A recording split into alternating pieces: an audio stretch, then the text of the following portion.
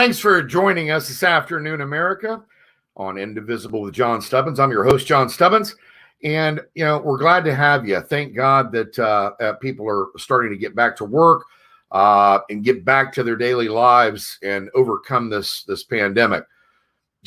I want to get into something here before we bring on our guest today. But to this very day, wherever the Tea Party goes or has been, they make it better. You ever notice that? It doesn't matter if they're in Washington, D.C. or somewhere out west. It doesn't matter. You look at the grounds where the Tea Party is, where they have their events, and the area is always cleaner after they've left than when they started. Now, you can't say the same thing about BLM and Antifa and these rioters and looters. And what do you get with these people? You get burnt buildings. You get losses in the millions, if not hundreds of millions. You get assaults. You get murder. You name it. I think that this is a good representation and good distinction between Trump's America, which is law and order, success, prosperity, honesty, the American dream, versus Biden's American, which burns, which has no police, which has no borders, sanctuary cities, etc., etc., etc. If you watch fake news, NBC, ABC, CBS, if you read the New York Times or the New York Post, you're not going to know about this. You're not going to get this information because they don't want to talk about that. They don't want to talk about the fact that American patriots that love this country, they don't do these things like BLM and Antifa and these Democrats. So, they would have you think that everything is just lovely, everything's just gorgeous, that they wouldn't do anything to interfere with this Maoist, Marxist, black racist revolution and what it's become. So I'm going to bring on my guest today, National Tea Party founder and leader, Michael Johns. Michael, welcome to the show. How you doing, brother? I'm doing great, John. How are you? It's a pleasure to be with you. Thank you. We're thrilled to have you. And you heard my opening there. I've got to have you touch on that about the Tea Party events, all the way dating back even before, even before President Trump was in office. But all these events leading up to now, let's talk about that with the audience, because nobody really ever dives into that. And you see people touch on it, but you know that the left's not going to touch it. You know you're not going to see it on CNN. So isn't that interesting, that dichotomy there, that you see, you turn on your television and cities are burning, looting, murder, defunding the police, negative, destroy America. And yet with the Tea Party, it's the complete opposite. Yeah, I mean, a few things. Firstly, I agree with everything you've said. Let's start with the fact that we are confronting a Maoist/Marxist inspired and led movement. That's not conjecture. That's not speculation. I'm not even saying that in a disparaging way. That's their own self-description of who they are, what they are. They're highly trained Marxists, both in the ideology of Marxism and also in the tactics of Marxism. The tactics of Marxism are rooted in ones of dividing the people of a respective country and using those divisions, usually through violence, to create a vacuum through which they can assume power. This now has nothing to do with George Floyd. It's nothing to do with reforming law enforcement practices. It's nothing to do with condemning the acts in Minneapolis, which I thought were excessive, and I think any American looking at felt were excessive. Absolutely. And I go further to say, I actually have gotten the question a lot over the last few months about what commonalities might exist between I'm calling them street riots now. They're not protests in my judgment. These street riots and the Tea Party movement. And my answer is like, there's no commonality. There's nothing in common. For a long time, when we launched the Tea Party movement in 2009, we gravitated into doing a bunch of rallies around the country, and we did those for many years, and we still do them. But that was a public presence that was and is a small percentage of what this movement is. We have movement that stands for really core, well-articulated, reasonable, very centrist politically policies that the American people, given the opportunity, have gravitated to. They gravitated to it in 2010 when we fired Nancy Pelosi and brought in over 60 self-identified Tea Party Republicans, including a good number that are now in senior positions in this administration and are leading our Freedom Caucus, which we launched as the Tea Party Caucus, and are very influential in the House. Did it again in 2014, where I came back and said we need to start blocking these radical judges that are basically legislating from the bench, and we fired Harry Reid and took the Senate with a good number of individuals that are well identified as these were guys who ran as Tea Party Republicans: Ted Cruz, Marco Rubio, Rand Paul, Mike Lee. Constitutionalists. Yeah, and then of course, less known, less publicized, but in my judgment, one of the most important things was the fact that Donald J. Trump in 2011 also was introduced to our Tea Party movement in South Florida, spoke at a big rally in Boca Raton, was well received, supported our movement publicly, and also introduced kind of for the first time some of the issues he's now focused on, including the immigration crisis in this country, both legal and illegal, and the trade debacles of the last few decades, which have led to the loss of millions of manufacturing jobs, complete, really, decimation of our middle class. And I think he was inspired tactically by what we were doing, and I think it influenced the way he ran the 2016 campaign, which was very rally-based and was in many ways, if you recall, almost a race against, I don't want to say against the Republican Party, but he was not running saying, hey, I love this Republican Party and I want to carry the banner, kind of like Romney did in 12. He was running saying, our country's broken, but our party's sort of broken too. And he was right about that. Absolutely. Because I talk about the fact, like, to me, it's indisputable that Donald Trump has saved this country. But I also think it's indisputable that he saved the Republican Party, because we were starting to lose relevance. Yes. And a lot of us in 2012 and all the way back in 2008 tried to, bring some of these issues up with McCain and then Romney. We didn't really sense any degree of interest in deviating from the standard line, which was always pay some lip service to the border security, but don't really do anything about it because we want cheap labor in this country. Maybe talk about the fact that jobs are changing, talk about jobs not coming back, but don't really do anything to fix the underlying problems that were contributing to these vast trade deficits and loss of jobs.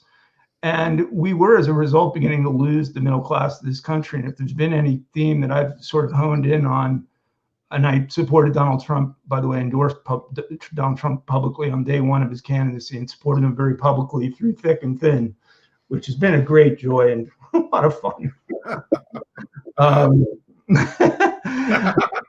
But hopefully, I think one of the benefits of organized political activity like the Tea Party movement, unlike a lot of my almost 30 years of political work before that, which wasn't quite as was more inside government, inside Washington, is the fact that, in an organized political movement, I think people start to sense, and I'm not saying this braggadociously because I know I have probably many deficiencies, but I think people sense my sincerity. I really do look at these issues and I think about what's in the best interest of the people of this country. Yes. What's the best interest of this country? I don't sell out, and I'm not, my views aren't for sale.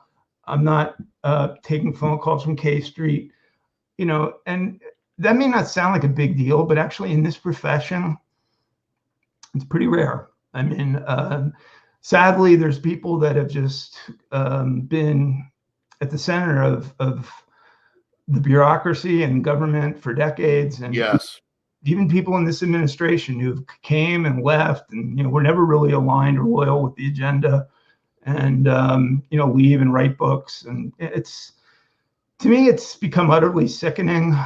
And I do think that it's not an overstatement to say two things simultaneously. One is that I know very well what's going on politically in this country, and I know and really follow the sentiments of the American people. I've always been guided by a thesis of trust the people. Trust the people. I've never been let down when I've used that instinct of hearing what's on their mind, listening and being responsive, using my policy expertise and to some extent political expertise to match those functionally with what the underlying problems are. That always seems to me to work. And I will tell you the two major challenges that we're confronting in this country right now. Number one, the pandemic, which was launched on this country by communist China, which holds full responsibility and which has been exceptionally well managed by this president, despite the major loss of life, which would have been vastly worse if he had not put in place that travel ban. That decision that President Trump made in putting that travel ban in place on January 31 was one of the singular most important presidential decisions made in our lifetimes, period. Absolutely. You will recall that Joe Biden called that racist and xenophobic. Of course, yes. Presidential race isn't being covered objectively, but if I were a member of the mainstream media, I think I would logically follow up with a question of, you thought it was racist and xenophobic to keep people with coronavirus out of this country on January 31. At what point, what date specifically did you consider it not racist, not xenophobic, and absolutely essential? Because he really hasn't answered that question. It wasn't January 31, wasn't February 1. And for all I know, we could still be in a Biden presidency in a position where people were landing at JFK and LAX in San Francisco from Wuhan and spreading this virus. That's the first thing. The second thing is, as it relates to this street riots, this has been a long time coming. This is well orchestrated. It's well planned. It's unlike our side, which I laugh when I see people say the billionaire supported Tea Party movement. I never met the Koch brothers. I never sought to meet the Koch brothers. And lately, from what I've read on their position on some of these immigration issues, I'm not even sure I agree with them necessarily. Maybe I do, maybe I don't. But we never sought out that kind of support because that was perceived to be the sort of sellouts that we were trying to stop. Sure. But I look at what's going on, and this has been, so George Soros, frankly, gets way too much attention. But let me just say, in this particular case, George Soros has funded the political action committees in these cities, in Chicago. Tom Steyer, too. Yeah, and Tom Steyer.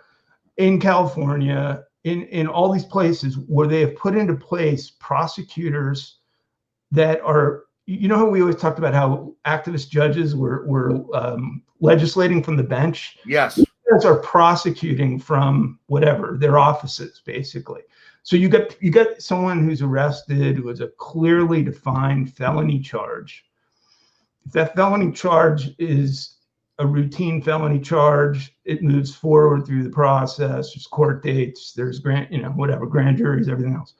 If it's perceived to be in the interest of this higher, very radical Marxist progressive cause, it's thrown out. And, in the case of Chicago, the attorney general, the state attorney general there, who was heavily backed by Soros, has thrown out thousands upon thousands of very serious criminal charges and has basically turned the back on what's going on now. So you have, Michigan Avenue in Chicago being torn apart because of what? For what message? For what possible goal is served? By the way, did you see the the fund that Hollywood put together? I think it's $35 million to bail these people out. No, yeah, including a serial rapist. We have a serial rapist.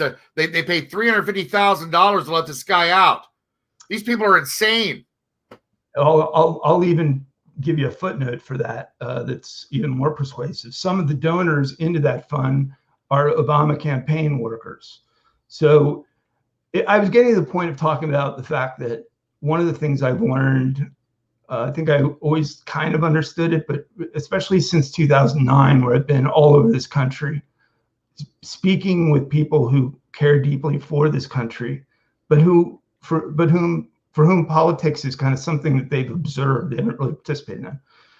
And I will tell you the one thing that I believe strongly: both of these issues, the coronavirus from China, the street violence from George Soros, et cetera, and et al., are going to backfire. Yes. Politically.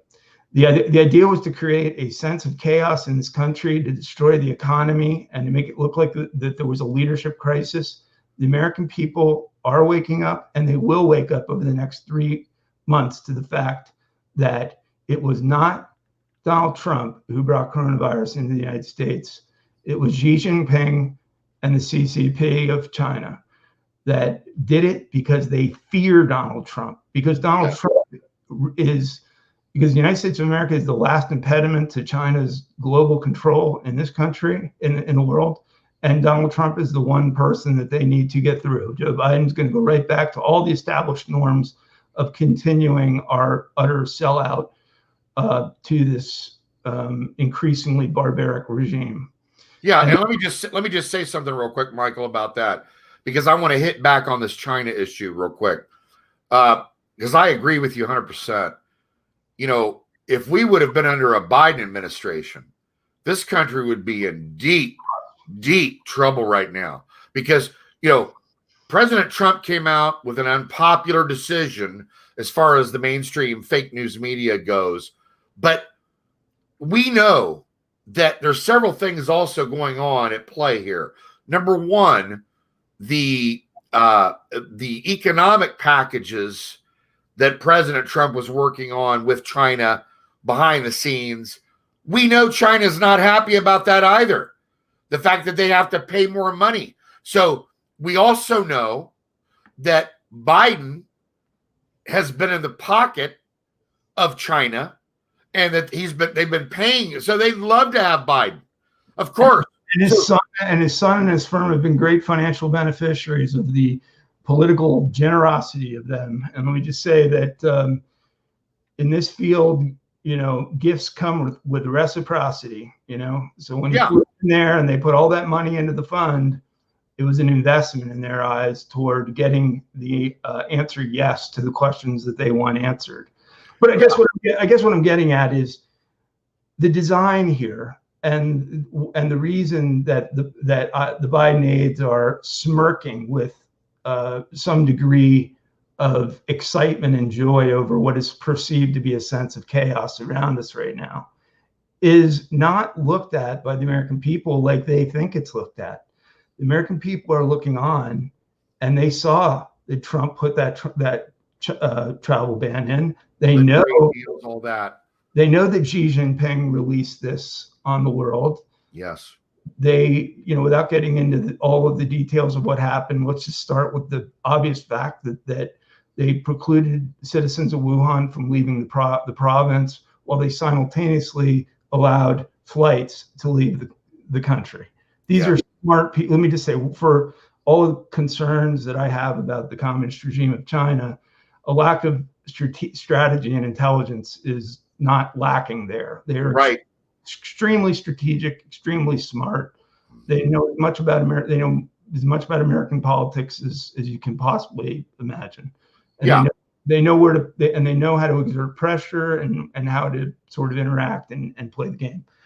But so the American people do see that this has its origins over there, and I think they see further that they're reawakening to the reality that a lot of us have been talking about for several years. That whether you want to talk about what China has been doing with their Silk Road initiative and their global development projects in Africa and Latin America and Caribbean and in South Asia, where they're leaving regimes in debt to fund their own development projects. They're getting in a position where they can turn the lights out on entire countries. Whether you're talking about they're the world's leading polluter by far. It's astonishing to me, but reflective of the state of politics in this country, that, if you were going to take a step, say, in wanting to reduce carbon emissions globally, you would start with the world's leading polluter, Communist China. Sure. And yet, not only are they not, is the finger never pointed in their direction, you go to that Paris Agreement that President Trump correctly got us out of, and they were depicted as a developing country that shared none of the financial burden for all of the work that was involved in the initiative, which was one of the many reasons that we absolutely had to get out of that. That thing posed a $3 trillion cost on American companies and American workers, and would have been absolutely decimating to jobs in this country. Sure. And then when I look at these street riots, I think politically they're looking at them and saying, well, look, Trump can't control the streets, but the story is getting told. We're talking about it right now. Right. It's if Donald Trump could restore peace federally to jurisdictions that are controlled by mayors, I'm sure he would have done that. And ultimately, that still may yet have to be done. And he's offered help to multiple cities, and they're refusing. You know what kind of help they want? More Antifa and more violence, more bricks, more BLM, more flames.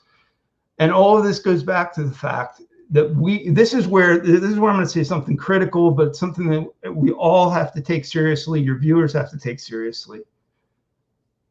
The time for pointing fingers at the left for succeeding politically in taking over every key institution in this country, while we did very little, and orchestrating all of these complex arrangements, is over. We're not serving any higher good by pointing these fingers and saying, there goes George Soros again. Look at this media bias. No conservative, me included, can go to a major university and talk even about the most rudimentary or basic policy topics without having, absolute violent protests. Yes. But it's time to stop complaining about it all. I mean, we have to suck it up and be bigger than this. And this is not drama. This is not some, thing to create, excitement and politically. I mean, we have to win. We have to focus on. That's right. That's right. We have to have a plan of attack to do something about it, not just sit there and talk about it and point the finger.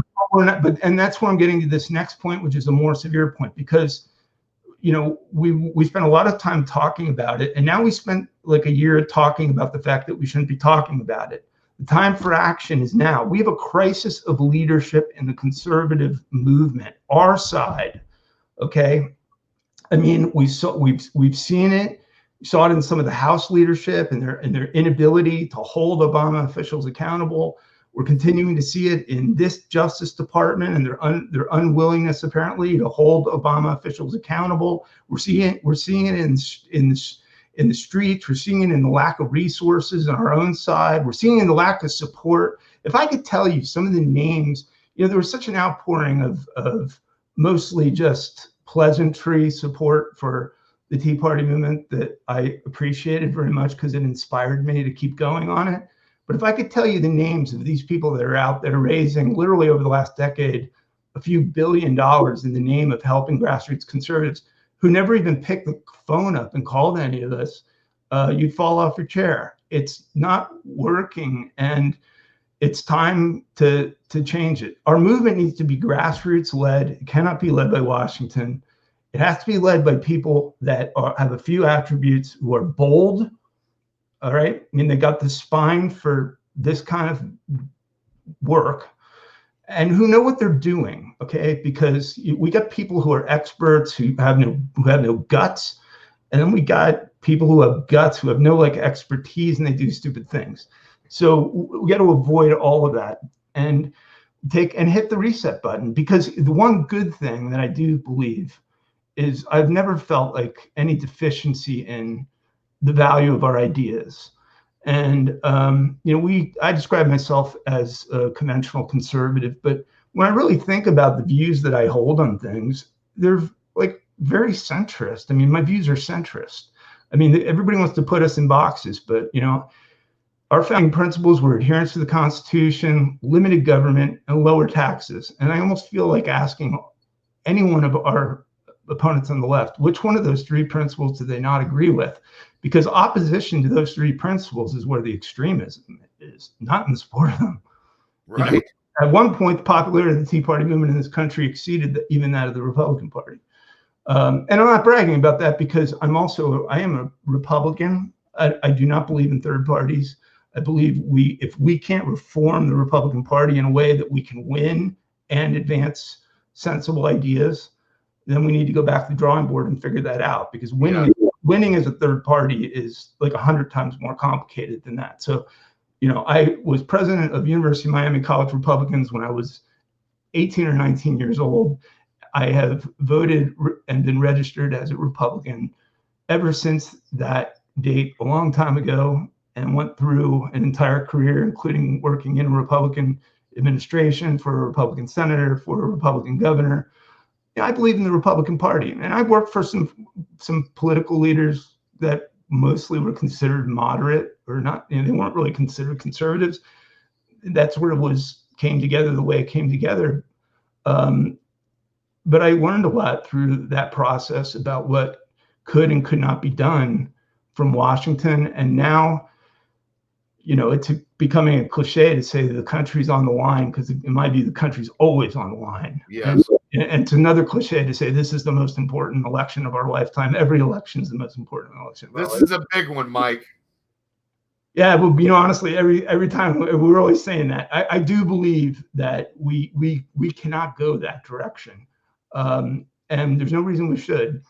We're not dealing with in Joe Biden, we're dealing with a guy who has a 47-year track record of service at the highest levels of legislative and executive branch of government. And even his most staunch supporters, when I asked them, what's his greatest accomplishment, struggle to articulate what it is. Mm-hmm. Yeah, kind of go to Obamacare, but you want to know something? The American people don't think they like Obamacare as a concept of, if I said, I believe, as I do believe, that every American deserves affordable insurance that can provide high quality healthcare for all of their healthcare needs, which I do believe that statement. They support that more than they do the technicalities of Obamacare, which was expensive, which had high deductibles, which had high co-payments, which imposed all sorts of regulatory burdens. And you don't even have to guess that I'm right about that, because as soon as President Trump removed the mandate, you saw people left. They were in it to avoid the tax. They were in it to avoid the tax penalty. Well, they all but destroyed healthcare anyway, because if you go to any of these exchanges now, there's only one option. So, look, I don't want to be seen as I'm really an objective, straightforward guy, and if we don't acknowledge also that we spent 10 years talking about repeal and replace, and a lot of money into a lot of institutions that were supposedly all these brainiacs working on this plan. Okay. And then when it came time, and after great work, almost exclusively by the Tea Party movement, where we had the repeal votes in place, we had the John McCain downward thumb finger on that vote, because we didn't have the replacement plan in place. Healthcare is a serious issue. The American people expect us. Healthcare, education. These issues are no joke. People really, if you don't have a specific agenda that is going to not just maintain the things the way they are, but improve them, you're not really serious in American politics. These are serious. These are serious items. There's no doubt about it. My view is all this money that's flown into all these organizations. Where's the plan? Can you point to the plan? I can't find. That's a good point, Mike. Well, and just to reiterate on Biden, though, because this is one thing that is on my mind. I do think on all of these issues that we're confronting right now. He cannot be allowed to sit in his basement and point fingers at this president who's done a great job and has worked very hard for no salary and against all odds, against a resist culture in the Democrat Party. The question has to be asked. You know, they're saying he didn't act assertively enough. He opposed the travel ban. When would he have put it in place? And why would he have waited longer than President Trump? Was he simply not as astute? Did he not have the information?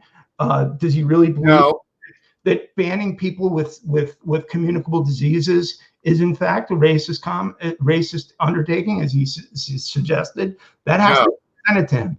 It has to be presented to him also. He can't just sit there and say, look at the turmoil in the streets. He has to be called upon and asked, do you support the use of violence? Do you support the looting? Yes or no? No in-betweens. No, I understand the frustration.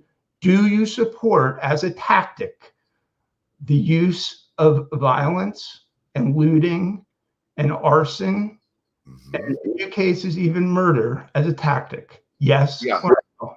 Because I'll tell you something, I wasn't into this Tea Party movement as a co-founder of it for more than 5 minutes before I had all those questions thrown at me.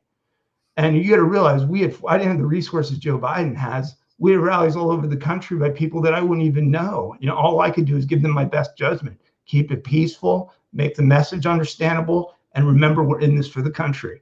That would be the advice I'd give them. You know, but ultimately you don't have a barrier to entry. This guy should have complete clarity of an ability to completely articulate what his views are on this. And let me say something about that real quick, Michael. Yeah. Again, I if you remember what I said earlier, number one, his dealings with China. Number two, his dealings with Ukraine. There's skeletons in that closet that he's trying to deflect from. That's part of what's going on here. Skeletons in the closet. They're bodies that are decaying in the open floor. You and I know that, but I'm saying to the people that buy his lying, okay, they don't realize how he sold America out and what he did. And that's going to be brought to light. Number two, and this is very important because you reiterated on it, and I want to go back on it one more time because it was that epic of a decision. I also applaud what I feel was the biggest decision by President Trump in stealing that travel ban. That was huge. I described it. I'm not trying to brag about this, but I haven't heard anyone else describe it as boldly as I have. I said I think it's the most important decision of a president in recent memory. I'd have to go back to like Reagan's deployment of missiles to Western Europe, which was a big fact, and the Reagan Doctrine, which helped end the Cold War, basically, or George H.W. Bush's ability to navigate the peaceful end of the Cold War. History will note that decision in the long run. I hope so. As a major decision. No voters should go into the polls on November 3 or mail their ballot in if they have to do that without an understanding that this president acted expeditiously, and he acted against Congress, who ridiculed Congress, ridiculed him, media ridiculed him, and Wall Street had one of its biggest corrections in recent years because they can only look at what they perceived to be the impact of the travel ban without an understanding of the broader economic savings that actually came from that. And as it relates to Biden, there is another question that you just touched on. Let's talk about Burisma. So, he gets here's this guy. He has no expertise in Ukraine, probably couldn't even tell you the capital of Ukraine. And he has no expertise in natural gas or the energy sector. Probably couldn't tell you the first thing about how natural gas or his son is developed. That's what I'm talking about Hunter Biden. So the question has to be also presented to him is, okay, this is one of Ukraine's largest providers of energy resource. Why with 7 billion people in the world would your son and your son alone be chosen for this hugely lucrative board slot? Was it his expertise on Ukraine, where he had never even visited once in his life? No. Or was it maybe his deep expertise in the natural gas industry, which No. he had absolutely no exposure to? Clearly, this was an appointment designed to gain access to the Obama-Biden administration to influence policies on a corrupt energy company that itself was under investigation at that time, and saw it as a last-ditch desperate measure to avoid criminal ramifications from what it was doing. And you're right, it's like frustrating to anyone who understands what's going on right in front of us, because it's not appearing, it's not being taken seriously by the people that, again, we have empowered and allowed to communicate news to us, which is why, back to my original story, we can't complain about that. We have to say all this money that people have been contributing to the so-called conservative movement over the last few decades, fortunately now we're starting to see a few conservative media outlets. I support all of them. I'm behind all of them. I want to see them be successful. And I hope, that they can fill the gaps in doing all this stuff. And let me just say something real quick. And this is a hopeful sign. And I've got Joe Collins coming on here on the 24th. I've had Errol Weber. I mean, and there's others, and a lot of them are in California that are more Trump era, Trump thinking Republicans along the lines of what you're talking about, which is the creation of a better party. Okay. A party that actually has solutions, a party that actually has a plan of attack, that has real ideas. And you're right. things like healthcare, education, these are big ticket items, and the Democrats don't have the answers. Okay. Nobody has the answers right now. Social Security, the American and Social Security, but there are people out there. Can we at least keep pace with inflation on those programs? That debate happened. It's over. And yet, the Paul Ryans of this world just were itching to get at it. Meanwhile, they wouldn't defund Planned Parenthood. They wouldn't allocate a dollar to the border wall, which the American people clearly did want. Yes. And that's what I'm saying. You look at, let's just take education. I don't want to dismiss healthcare because it's right there, but education. Okay. You look at Baltimore. Okay. Nobody's proficient in math. They got 13 out of 13 schools, zero students proficient in math. So the Democrats have run education for what, 50 years, 60 years? It's not working. If it were a publicly traded company, literally you would have an emergency shareholder meeting and you would shut down the whole enterprise. That's right. Leadership. But again, seriously, like I've been at this 35 years. School choice has been on the agenda. We've been talking about it. And yet for most students, the vast majority of students and families in this country, it's not a practical option. And it should be. Our funding, 9 out of $10, 90 cents on the dollar of education funding comes from the states, not the feds. We need to see that money follow the student. Yes. Not the institution. Public education is not necessarily what happens in this brick building that you know of down the street. That's one location where it may take place, but that may or may not be the most suitable option available for every student. And in some cases, like the ones you just mentioned in Baltimore, they shouldn't be, any parent given any option, I think, in any sense of responsibility, would pull their kids out of there. And you don't have to look any further than look at Obama with his 2 daughters. Here's this guy who runs, he's like, we can't have school choice. It's bad for education policy. We need to, support our public schools. Well, given the opportunity to send his 2 daughters to the DC public schools, did he do it? No.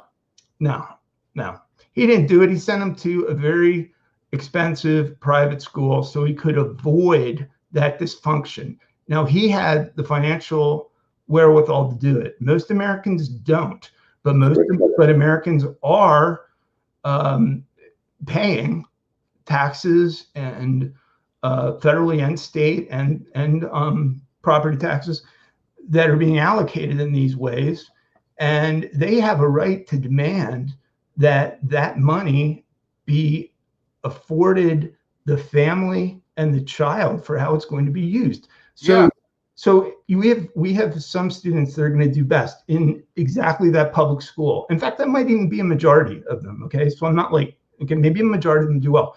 There are so many though that are falling through the cracks who would do better in homeschooling, who would do better in a religious school, or who would do better in a private school, or who would do better in any one of the charter school options that are emerging and available. Sure. There are students who need and tutoring and aren't getting it. There are students that have exceptional capabilities and skill sets in the hard sciences, in math, in literature, in music, in art, but they're not being afforded access to the quality education that they need in these formative years to be able to develop. And the opposite's also true in the special education areas.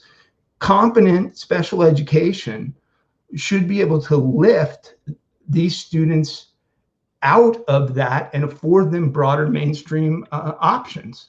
And if we're not doing that either, and again, if those parents and those children have the option to do it, I think they would do it. So this is a big part of it. And actually, I think there's even a coronavirus dynamic component to this, because now we're looking at a fall semester where less students aren't going back to college or public school. I think there's a Rand Paul bill that just got introduced in the Senate, or is about ready to get introduced, that will kind of do exactly this, but that deals with the 10 cents on the dollar, not the 90 cents on the dollar. And of course, I can't imagine it's going to go anywhere in the House, but that's the sort of thing that we ought to be doing. And for those students who didn't get a full semester of FaceTime with educators in school last semester, in the spring semester, I think they're due refunds. And families are tax refunds. They didn't get. And by the way, let me just say something real quick. I don't know why there's not a broader sense of urgency or. Yeah, it's detrimental in so many different ways. But think of the damage that's being done, because we were talking about this last night. Think of the damage that's being done by our kids not being in school. What they're losing, the opportunity, just huge. Michael, by the way, before I forget, the pediatricians, Academy of Pediatricians came out and they said the schools should open. Yes. Not that there's not a public health threat. There is. Okay. And we can't deny that. That's irresponsible too. But that on a marginal cost, marginal benefit basis, the cost of students not returning to school in the fall, especially after a broken semester in the spring, is actually greater threat to their well-being than the risk of coronavirus for under 18 population. Exactly. I heard the same things. I heard the same report. By the way, and then by the way, the CDC finally got it. They should have been leading this research in my view, but they finally got around to saying, this pediatricians have it right. Well, that's been a huge pinata, as we know. Real quick, I just want to tell you, at the bottom of the screen, you'll see I've got contact information from Michael. In case you want to get in touch with Michael, join the Tea Party movement, join the cause, want to get involved with some of these issues, and we've got about 15 minutes left. So I wanted to touch on a couple other things real quick. As you know, today my friend Sidney Powell is in court with General Flynn, Molly McCann, the whole team.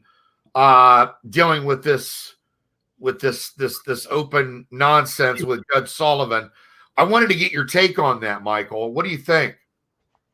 Well, the most outrageous parts of the Flynn. Firstly, Flynn was targeted. Flynn had a great understanding of a number of sensitive issues that Obama did not want transferred to the Trump administration. He was almost uniquely positioned to transfer those.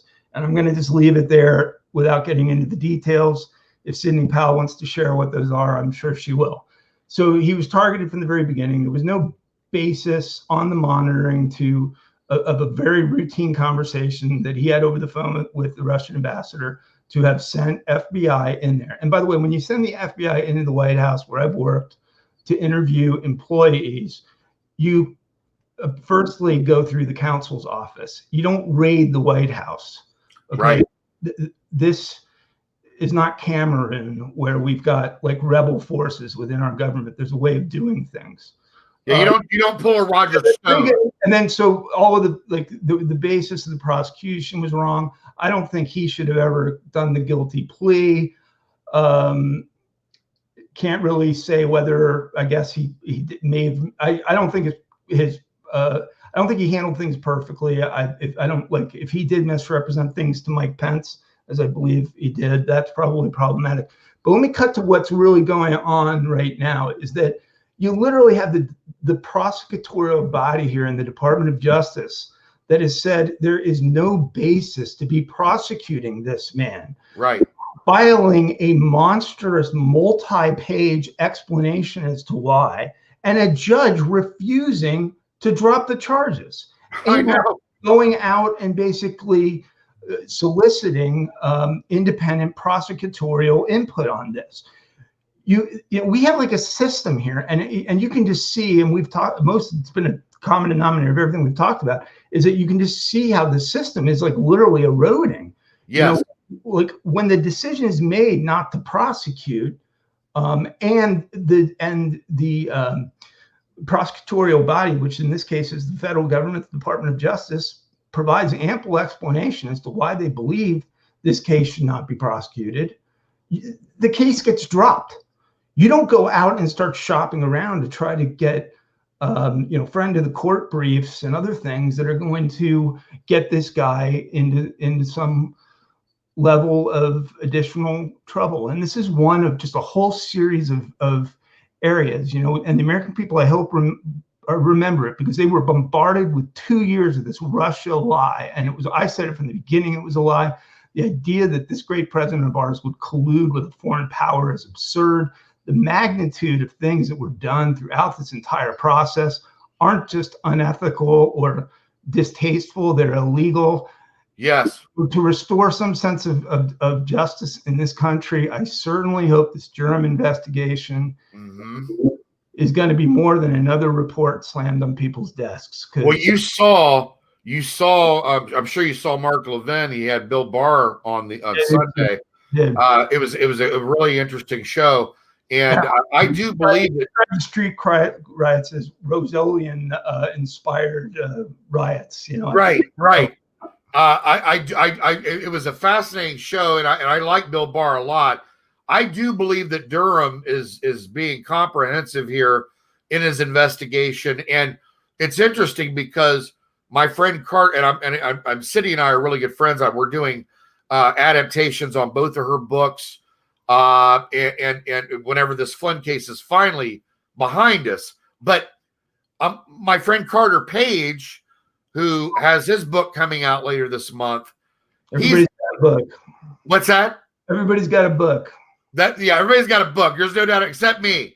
But what's interesting about it is, the whole story with the FISA abuse and monitor Carter Page. Yeah, I mean they totally flipped his constitutional rights, and we're going to bring that out. We're going to bring that out in a documentary as well. Well, when you're an attorney, even if you're in the prosecutorial capacity, you're still an officer of the court.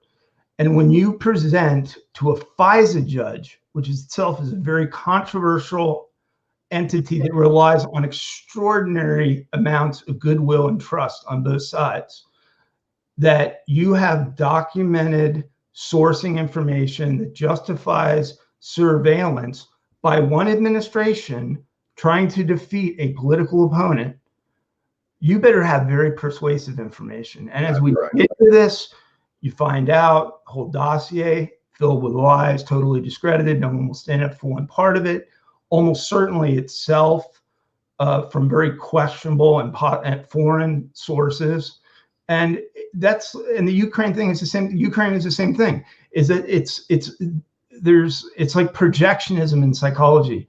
They have succeeded in the very crimes that they have committed they have projected wrongly under this administration. Yes. It's accomplished two things. It put the administration on the defensive. It caused a lot of problems for a lot of people who wouldn't have otherwise had them.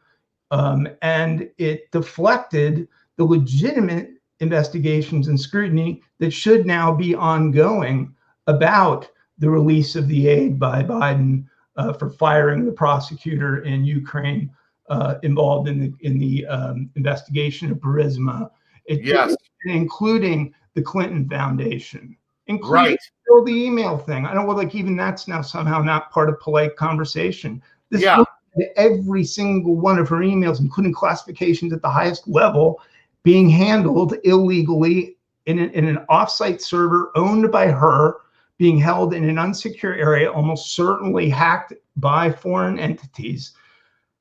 And, you know, then I look at this kid, this Navy SEALman who ended up doing 14 months in jail because he took a photo of a nuclear submarine. I remember that. You know, it's crazy, Michael, because here's the thing. We know, like you said, and you hit the nail on the head. The projection, them trying to distract and focus on these things over here. You're absolutely right. They didn't want us to look at Biden. They didn't want us to look at Hillary. So let's project these things on Donald Trump and see if we can't get America bamboozled enough to buy this distraction so that nobody pays attention over here. Not to mention the millions of dollars in wasted taxpayer money, the wasted time, like you said. It's absurd. Well, and the distraction, because, you know, having worked in federal government, no one will word it this way, but you have so much bandwidth, you have so much capacity. When you've got an entire administration that's having to constantly rebut things that are inaccurate, you're getting all of your senior employees being deposed and called before, Mueller and even grand juries to testify. It becomes both a mental and time distraction. We spent 2 years defending the president in this unjustified Mueller investigation. 3 years. I meant 2 years of the actual governing time. I'm sorry. That could have been put into so many constructive initiatives for this country. Absolutely. At the very least, now, there has to be some accountability, because this is not some local sheriff running a 10,000 population town who is corrupted. This is the highest level of law enforcement in this area that inevitably handles very politically sensitive issues. And I hope you're right about Durham. Don't see the evidence of it yet. Not yet. In fact, all I see are people that are not going to be subject to prosecution, who have committed crimes greater than whatever Michael Flynn did. And I've heard that, but I'm hopeful. I'm really hopeful, because if we don't have rule of law, and you can see, we have nothing. We have zilch. Okay, so look, I want to move on. I've been all over the world. I've been in countries that have no rule of law. I've been in countries that saw me as an adversary, an opponent. I was very engaged in supporting the Reagan doctrine. I've seen what happens in countries when there's no political or legal constraint. It's not pretty. Anything, things get ugly real fast. Oh, yeah, absolutely.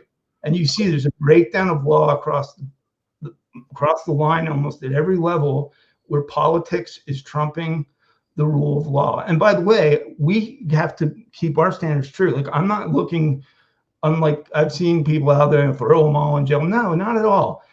I'm sure there were people who may have made some missteps and things like that in the Obama Justice Department, but that were not of criminal intent. That you can't prosecute those people either.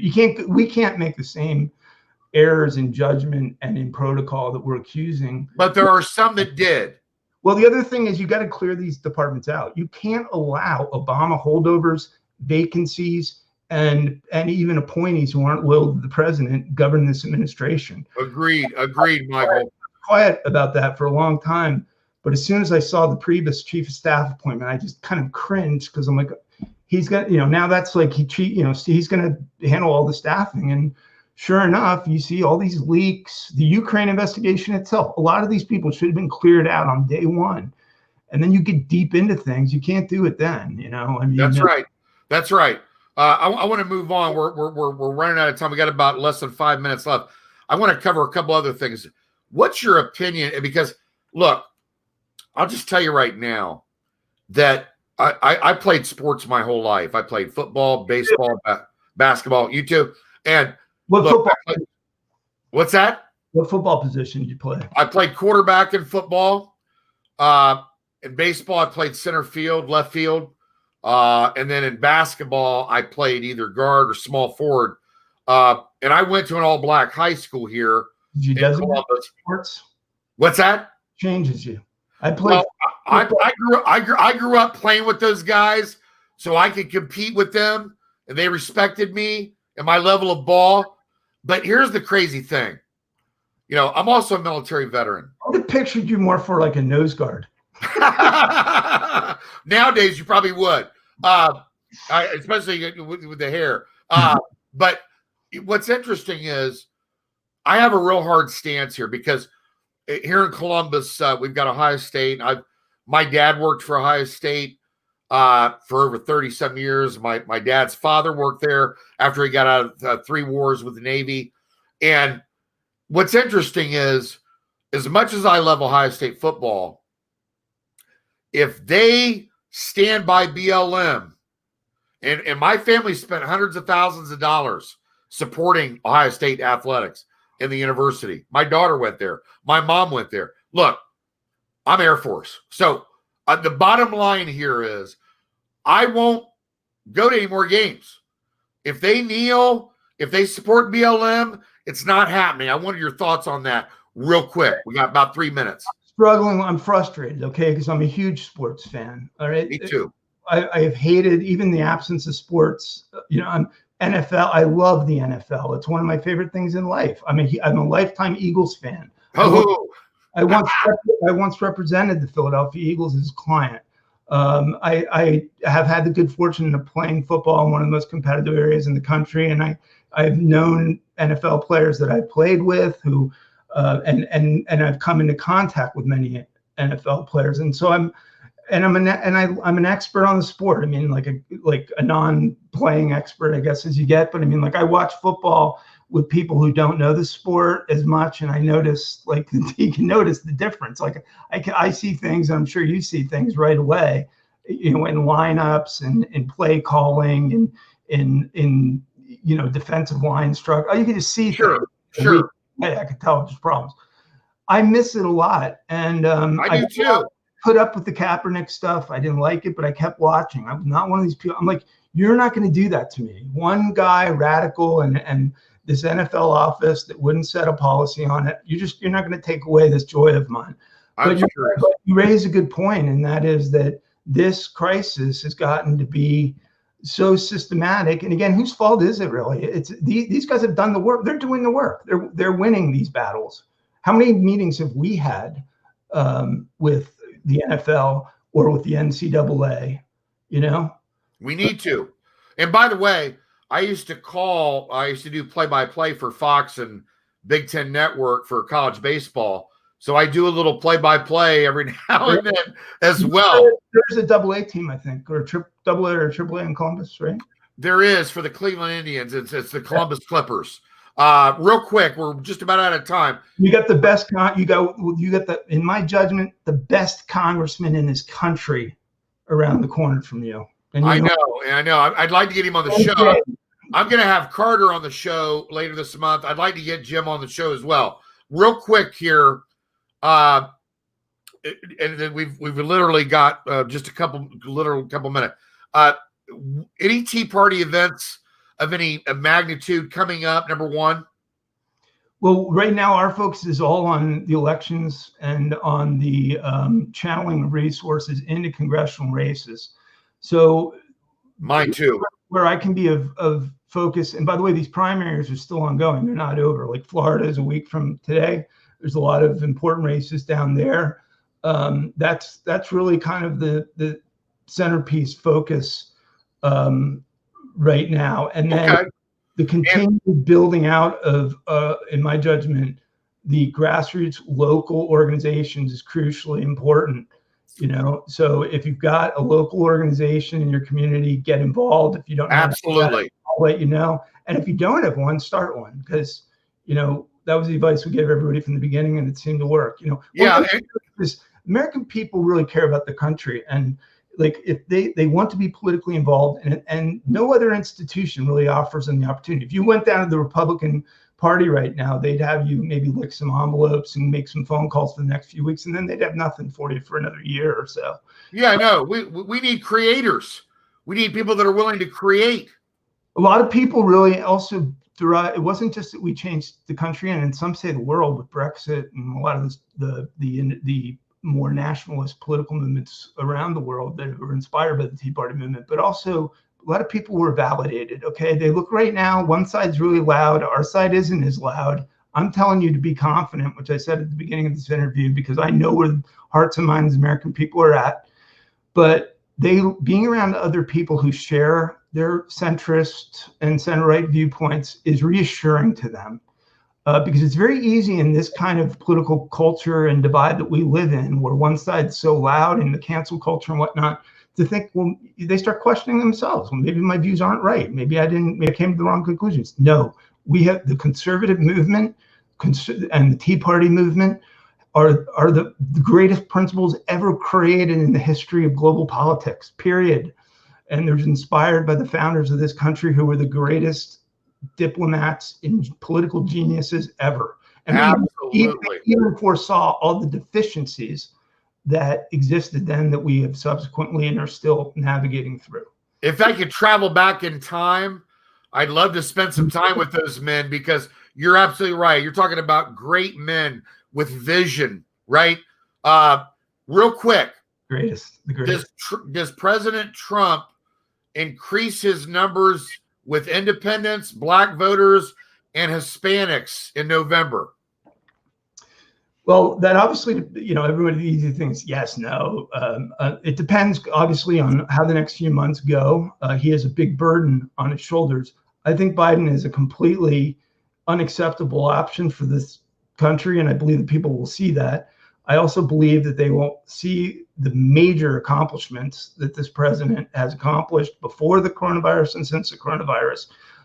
Encouragingly, if you want to get into the minutia of the polls, the Rasmussen tracking poll is really reliable on his popularity. He's been tracking in the 48 to 50 range consistently.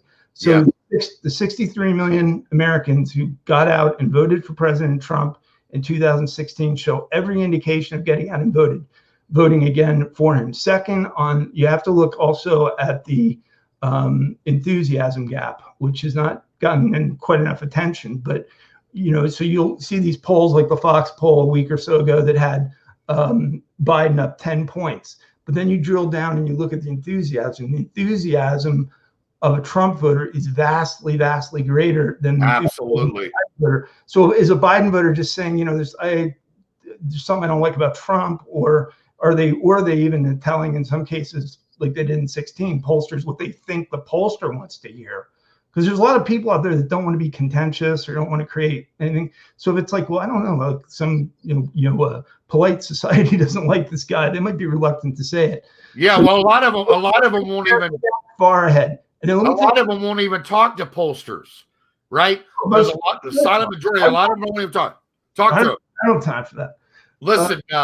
One final point on the polls is that even in the Fox poll, when you would shed Biden up 10, when you get down into the polls on who's better positioned to manage the economy, Trump's up by 5. I cannot envision any voter who would tell a pollster, I'm going to go vote for Joe Biden, knowing that they also simultaneously believe that the president of the United States is better positioned than Biden to manage the economy. That's inconsistent to me. That suggests to me also positive things for the president. And I think the messaging is improving. I'm glad he's restarted the briefings. I think those are successful and important. Even though a lot of leadership has to happen on the states, they want to see the president of the United States, and they want to see him personally communicating his assessment and plans. And he has great assessments and he has great plans. That's right. That's right. Listen, I want to thank you, Michael, for coming on. Absolutely. I hope that you'll come back on the show. Sure thing. And America, just make sure you check out Michael Johns with what's going on. Get involved, like he said. I think President Trump is going to increase his electoral college amounts across the country this year. Thanks for joining us. If I had to put the betting money down, that's where my betting money would be. Mine too. But a few states, Michigan, we got to take up the action. And let me just say, we're all in this together. All right. We're not led by TV personalities or authors. We're led by people that are engaged in political activism, communicate and collaborate, because we can and must prevail. Amen. Amen. Okay. Thanks for joining us today on Indivisible with John Stubbins, and for welcoming my guest, Michael Johns, Tea Party leader and founder. Good night, America.